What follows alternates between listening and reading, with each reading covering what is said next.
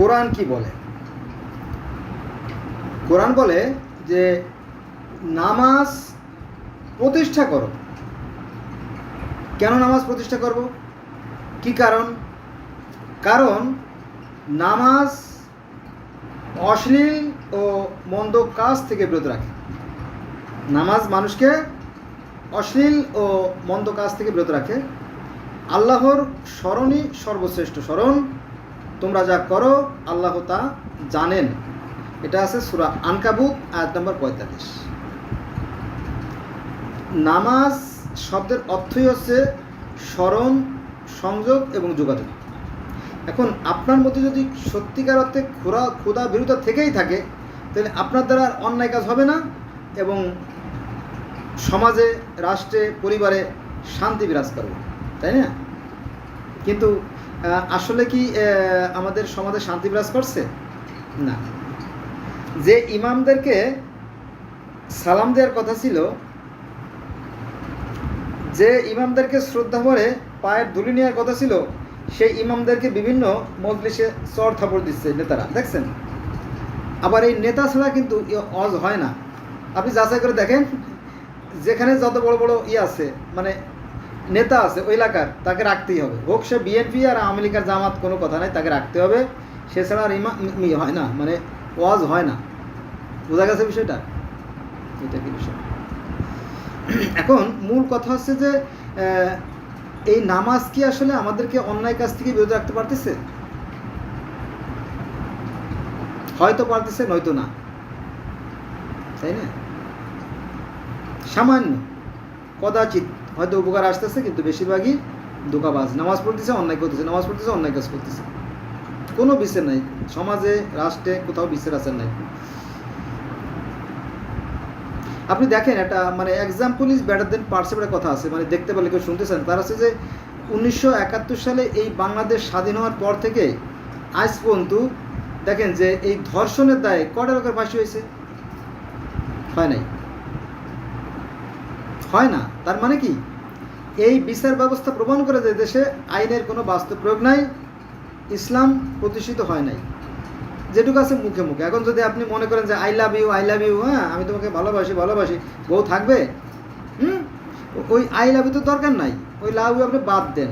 আপনি সময় মতো বাজার করবেন, তরকারি দেবেন, চাউল ডাউল, আটা ময়দা সুজি যা লাগে ঘরে কিনে এনে দেবেন, আর একটু সোনো হিমানি কুমকুম, তাই না, সাবান, শ্যাম্পু আর নতুন শাড়ি জামা দিলেই বউ আপনার প্রতি পাগল হয়ে যাবে। আরে আমার স্বামী কত কষ্ট করে, তাই না, সারাদিন, হ্যাঁ, বাইরে জীবনে ঝুঁকি নিয়ে বাসের ডান্ডা ধরে অফিসে যায়, হ্যাঁ, আবার ধাক্কা খেয়ে, হ্যাঁ, বাসায় আসে, এত কষ্ট করে, তারপরে আবার আমার জন্য কিছু আনতে ভোলে না।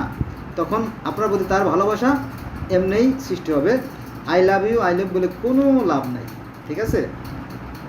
তো এই নামাজকে প্রতিষ্ঠিত করতে হবে।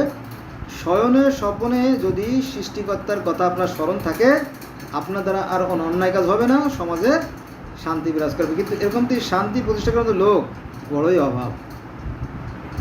আপনি চলতেছেন, শুধু গায়ে একটু ধাক্কা লাগছে, এই মিয়া, এই দাঁড়ান, কী হয়েছে ভাই? চোখে দেখেন না? একটা থাবড়ে দাঁত ফেলাই দেবো, বেয়াদব। কী হয়েছে ভাই? আরে কী হয়েছে আবার দেখি, দেখাই দেবো? হ্যাঁ, ধাক্কাটা কে দিছে? হদিস নাই, কিন্তু চলতে গেলে ধাক্কা লাগতে পারবে, তাই না? কিন্তু অনেকে হ্যাডামগিরি দেখায়, চোখের সামনে দেখতেছি তো। মানে প্রতিদিন অন্তত 1 ডজন গন্ডগোল তো আমাকে দেখতেই হয়, কমপক্ষে হলে 1 ডজন। রাস্তাঘাটে মারামারি, কাটাকাটি, গুনোগুনি, হ্যাঁ, ধাওয়া ধাই, কত কি হচ্ছে, হ্যাঁ, চোখের সামনে পিস্তল নিয়ে ধাওয়াচ্ছে, তাই না? কি সব আজব কাণ্ড কারখানা দেখেন না প্রতিদিন। দেশে আইনের বাস্তব প্রয়োগ থাকলে, কোরআনের আইন জারি থাকলে এগুলো হতে পারতো না। কোরআনের সঠিক আইন থাকলে এগুলো হতে পারতো না। আগাছাগুলো যদি নিলে দেওয়া হতো, অর্থাৎ অমানুষগুলোকে যদি বিচার করা হতো, তাহলে সমাজে এই ধরনের বিশৃঙ্খলা সৃষ্টি হতো না। এজন্য যে সমস্ত ভদ্রলোকেরা কোর্টে আছেন বিচার ব্যবস্থায়, তারা সাবধান থাকবেন, আপনাদের পরিণতি খুবই খারাপ হবে। কারণ আমি জানি, আমার এই 52 বছর জীবন আমি দেখছি যে কোর্টে মিথ্যে মামলা হয়, শতকরা 80 থেকে 90% মিথ্যে মামলাই হয়। আর তাতে লাভবান হয় কারা? উকিল, মোহরি, পেশকার, এরা লাভবান হয়, বিচারক লাভবান হয়, জনগণের কোনো 5 পয়সার কল্যাণ আসে না, বরং বাদী এবং বিবাদী উভয়গ্রস্তই ক্ষতিগ্রস্ত হয় এবং আপনাদেরকে অভিশাপ দেয়, ধ্বংস হোক উকিল, ধ্বংস হোক বিচারক। ঠিক আছে, যা হোক, চলতেছে চলুক, কোনো সমস্যা নাই, দেশে বিচার নাই, কোনো আইনের কোনো বাস্তব প্রয়োগ নাই, ফলে আমাদের দেশটা আস্তে আস্তে অন্ধকারে তলিয়ে যাচ্ছে। আচ্ছা, কয়েকটা গুরুত্বপূর্ণ আয়াত আলোচনা করি। মাটি হতে মানুষ সৃষ্টির সূচনা করেছেন, সূরা সাজদা আয়াত নম্বর 7। এটা আমরা জানি, একথা পৃথিবীর শত শত হাজার হাজার ধর্মে আছে। অদৃশ্য সৈন্যবাহিনী, সৃষ্টিকর্তার কিছু অদৃশ্য সৈন্যবাহিনী আছে, আমি বলবো তাদের কথা। মনে করেন যে এই যে সূর্যের তাপ এক প্রকার শক্তি, তারা অদৃশ্য সৈন্যবাহিনী। আলো, সেটাও এক প্রকার শক্তি, সেটাও সৈন্যবাহিনী। বাতাস, সেটাও এক প্রকার শক্তি, সেটা সৈন্যবাহিনী। এরা সৃষ্টিকর্তার নির্দেশ মানে কাজ করে।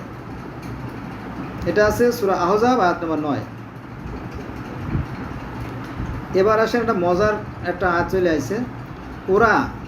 ওরা যুদ্ধলভ্য ধনের লালসায় তোমার সাথে বাক চাতুরতা করে, ওরা বিশ্বাসী নয়। সূরা আহজাব আয়াত নম্বর 19। ওই যে নবী মুহাম্মদ সাল্লাল্লাহু আলাইহি সাল্লামের 11 ঘানার তলোয়ার ছিল, চকচকে ঝকঝকে তলোয়ার ছিল, আর উনি প্রায় 75টা থেকে 85টা যুদ্ধ করছেন আর কি। এগুলো হাদিসে নাকি এগুলো লেখছে আর কি, লেখে আপনার ধর্মের 12টা বাজা ফেলাইছে এই আলেমরাই। হাদিস লেখে এখন বিপদে পড়ে গেছে, এখন কোরআন নিয়ে টানাটানি। মানে শতকরা প্রায় 90% হাদিস কোরআনের বিরুদ্ধে চলে যায়। এটা নিয়ে আমরা অন্যদিন আলোচনা করবো, ঠিক আছে? এই আর কি। তো সেই অবস্থা হয়ে গেছে এখন। তো ওই যে যুদ্ধ, অসংখ্য যুদ্ধ হয়েছে। তো যুদ্ধের সময় কিছু মুনাফেক আছে, তারা তেমন যুদ্ধ করতো না, সামনের সারিতে যেত না, তারা শুধুমাত্র হাজিরে দিত।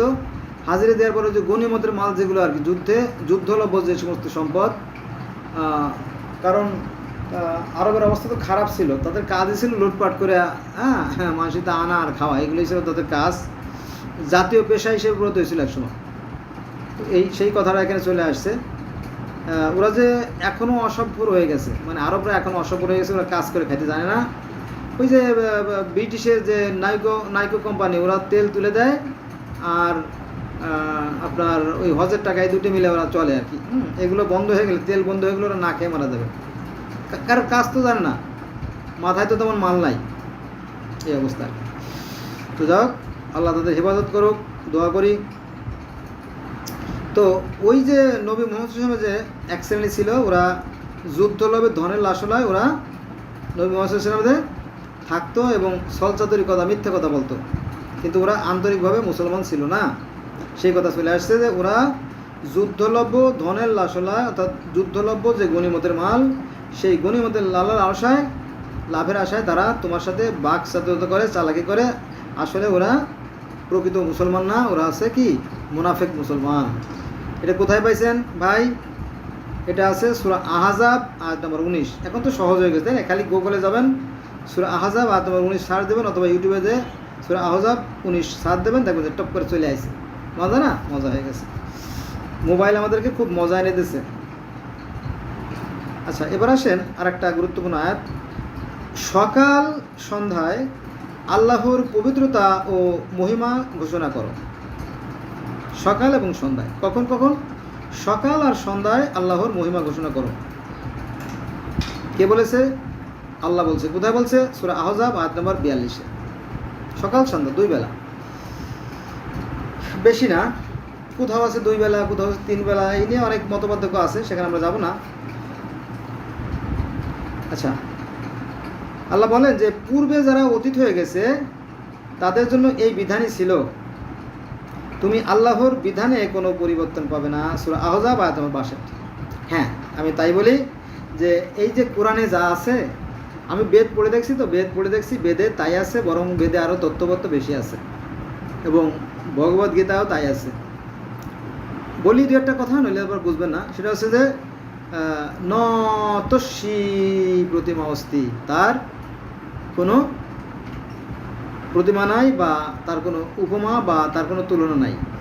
তার বলা আছে যে ব্রহ্মা একং দ্বিতীয় নাস্তি, ব্রহ্মা মানে সৃষ্টিকর্তা, একং মানে একজনই, দ্বিতীয় মানে দুই, নাস্তি মানে নাই। একই তো কথা। আমরা তো তাই বলি যে লা ইলাহা ইল্লাল্লাহ, লা মানে নাই, ইলাহা মানে মাবুদ, ইল্লাল্লাহ আল্লাহ ছাড়া। কুল হু আল্লাহু আহাদ, বলো আল্লাহ এক এবং অদ্বিতীয়, তাই না? এই তো একই তো কথা। এবং তিনি হচ্ছে কি জ্যোতিময়। অর্জুন, ওই কুরুক্ষেত্র যুদ্ধ হয়েছিল 18 দিন, তো 18 দিনের 18টা পর্ব, তো সেই 18 পর্বের ভিতরে 11 অর্থাৎ 11 অধ্যায়ে অর্জুন শ্রীকৃষ্ণ বলিলে যে হে শ্রীকৃষ্ণ, আমি ঈশ্বরের যে দিব্যরূপ, প্রকৃত রূপ, আসল যে রূপ, সেটা দেখতে চাই। ঠিক আছে? তো তিনি তার যে স্বরূপ দেখলেও, তাকে তো দিব্য চক্ষু দান করছিল বলে দেখা সম্ভব হয়েছে। তো আসলে তাকে দেখা সম্ভব না। আর একটা রূপ দেখা গেছিল যে সহস্র সূর্যের ন্যায়, সহস্র সূর্য যদি আকাশে উদিত হয়, তাহার তুলনায় ঈশ্বরের রূপ কিছুই নয়। তো সেই রূপের কথা আছে আমাদের সূরা নূরের 25 নম্বর আয়াতে, সেই একই কথা বলা আছে। তিনি হচ্ছে নূরের জ্যোতিময় আর কি। আবার এতে গেল শ্রীকৃষ্ণের কথা। রামের পিতা দশরথ অগ্নিতে যজ্ঞ করতেছিলেন, তখন সেই ঈশ্বরের রূপ ছিল জ্যোতিময়। যেমন মুসা আলাইহিস সালাম তুর পাহাড়ে সেই জ্যোতিময় ঈশ্বরকে দেখেছিলেন, নবী মুহাম্মদ সাল্লাল্লাহু আলাইহি ওয়াসাল্লাম মিরাজে গিয়ে সেই জ্যোতিময় ঈশ্বরকে দেখেছিলেন। সেই একই তো কথা রে বাবা। তাহলে কেন এত মানুষের কেন এত ভেদাভেদ, তাই না? এই ভেদাভেদ এই জন্য যে আমাদের অজ্ঞতা এবং সীমাবদ্ধতার কারণে।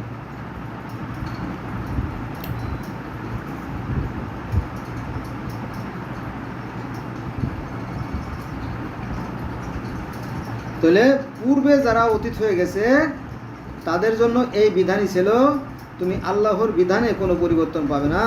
সূরা আহজাব আয়াত নম্বর 62। আপনি যদি পৃথিবীর হাজার হাজার ধর্ম দেখেন, তাহলে দেখবেন যে ওই একই কথা বলা আছে, একই নিয়ম। সৃষ্টিকর্তার বিধানে কোনো পরিবর্তন হয় না। তবে কিছুটা ভাষাগত পার্থক্য, কিছুটা ব্যাখ্যা বিশ্লেষণের পার্থক্য, এই যা আছে, কিন্তু মূল যে ভিত্তিটা, তা মূলত এক এবং অভিন্ন। তাই আমি বারবার বলবো যে প্লিজ চলুন আমরা ভালো কাজ করি, আমরা আমাদের বিবেককে কাজে লাগাই, আমরা অন্যায় কাজ না করি। কারণ জান্নাতে যাওয়ার জন্য সৎ কাজ খুবই জরুরি। এই বাক্যটা খুবই গুরুত্বপূর্ণ, এই জন্য আমি আবারও বলতেছি, শোনেন যে কী বলা হয়েছে। পূর্বে যা অতীত হয়ে গেছে, যে সমস্ত ধর্মের বিধান, তাদের জন্য এই বিধানই ছিল, তুমি আল্লাহর বিধানে কোনো পরিবর্তন পাবে না। সূরা আহজাব আয়াত 62। আমি এই আয়াতটা কিন্তু 3 বার বলছি, বারবার বলছি, কারণ কি জানেন? দেখেন যে সৃষ্টিকর্তার বিধানে আসলে কোনো পরিবর্তন নাই। সৃষ্টিকর্তা কিন্তু সবার জন্য সমানভাবে আলো, খাদ্য, আহার সব কিছু বন্টন করেন, এমনকি জ্ঞানও। তো এই জ্ঞানকে যারা কাজে লাগাইছে, তারা তাই ধন্য। যেমন আপনি এই যে Japan, Thailand, Korea, Hong Kong, Bangkok, Singapore, Malaysia, Indonesia, এই সাইডটায় দেখবেন যে দুর্নীতিবাজ কম। তারা কিন্তু সৎ, যদিও তারা বুদ্ধ, তাও ধর্ম, সিন্ত ধর্ম, কনফুসিয়াস ধর্ম, তারা কিন্তু সৎ, তারা দুর্নীতিবাজ না। কিন্তু আমরা মুসলমানের পরিচয় দিয়ে কিন্তু আমরা দুর্নীতিবাজ। অতএব এই ধর্মের দোহাই দিয়ে জান্নাত পাওয়া যাবে না, ভালো কাজ করতে হবে। হ্যাঁ, আর কোরআনকে আমার মানতে হবে, কোরআনকে জানতে হবে। কিন্তু অত্যন্ত পরিতাপের বিষয় হলো সত্য যে অধিকাংশ মানুষ কোরআন জানে না। শতকরা 98% লোক কোরআন জানে না, আর যারা জানে, কোরআনের অর্থ জানে না। যাক, মূল কথা আসি। নিশ্চয়ই মানুষ অনাচারী এবং অতিশয় অজ্ঞ। ইস, কি, তাই না? আল্লাহ তো খালি মারেন না, এটা একটা ভদ্র গালাগালি, যে নিশ্চয়ই মানুষ অনাচারী এবং অতিশয় অজ্ঞ। মানুষ এরকমটি কোরআন শরীফে, মানে 30 পারা কোরআন শরীফে 65 জায়গায় আল্লাহ গালাগালি করছে মানুষের।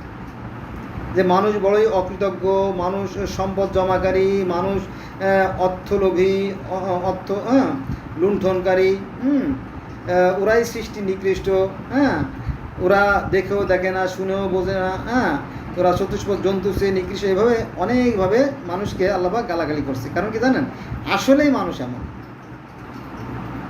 যেটা বলছিলাম যে নিশ্চয়ই মানুষ অনাচারী এবং অতিশয় অজ্ঞ। এটা হচ্ছে আপনার সূরা সাবা আয়াত নম্বর 72 এটা উল্লেখ আছে।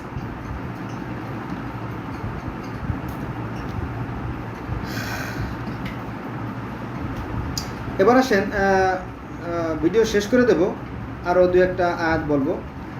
যখনই আল্লাহ বলতেছে, যখনই আমি কোনো জনপদে সতর্ককারী প্রেরণ করেছি, আমি যখনই কোনো জনপদে সতর্ককারী প্রেরণ করেছি, সেখানকার বিত্তশালী লোকেরা বলেছে তুমি যা নিয়ে এসেছো আমরা তা প্রত্যাখ্যান করি, মানে আমরা সেটা মানতে রাজি না। এটা আছে সূরা সাবা আয়াত নম্বর 34। এই যে আমাদের দেশে দেখেন যে যারা রাজনীতি করে, দেখবেন যে অধিকাংশই বেয়াদব, ভদ্র ছেলেপেলে রাজনীতি পাবেন না। ডাক্তার, ইঞ্জিনিয়ার, প্রফেসর, সাহিত্যিক, সাংবাদিক, গবেষক, সাংবাদিক পাবেন না। গুন্ডা যেগুলো আছে, অনেকগুলো মামলার আসামি আছে যারা, তারা দেখবেন যে এই রাজনীতির সাথে জড়িত থাকে। কারণ কি, ওই মামলা থেকে বাঁচার জন্য, এমনি তো মরছি যে কদিন বাঁচি, এইভাবে করে বাঁচি, এরকম আর কি।